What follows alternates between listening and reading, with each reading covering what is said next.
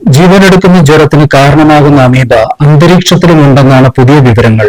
6ഓളം വകഭേദങ്ങളിൽ അക്കാന്ത അമീബയാണ് വായുവിലെ ജലസാന്നിധ്യത്തിൽ ഉണ്ടാവുക. അമീബിക് മസ്തിഷ്ക ജ്വരത്തിന്റെ വ്യാപനം തടയുന്നതിൽ പുതിയ കണ്ടെത്തൽ വലിയ ഭീഷണിയാണ് ഉണ്ടാക്കുന്നത്. കെട്ടിക്കിടക്കുന്ന കുളങ്ങളിലെയും മറ്റും വെള്ളത്തിലൂടെ മൂക്കുവഴിയാണ് അമീബിക് മസ്തിഷ്ക ജ്വരത്തിന് കാരണമായ അമീബകൾ മനുഷ്യ ശരീരത്തിൽ പ്രവേശിക്കുക എന്നതായിരുന്നു ആദ്യം കരുതിയത്. അന്തരീക്ഷ ഈർപ്പത്തിലുള്ള അക്കാന്ത അമീബ വായുവിലൂടെയോ മൂക്കിലൂടെയോ ചെവിയിലൂടെയോ തലച്ചോറിലേക്ക് എത്താം. ഈ മേഖലയിലെ വിദഗ്ധരുടെ കൂടുതൽ പഠനങ്ങളിൽ നിന്ന് മാത്രമേ ഇതിന്റെ വ്യാപനശേഷിയെക്കുറിച്ച് പറയാനാകൂ. നാസികയിലൂടെ കടക്കുന്ന അമീബയ്ക്ക് തലച്ചോറിലേക്ക് എത്താൻ വളരെ എളുപ്പമാണ്.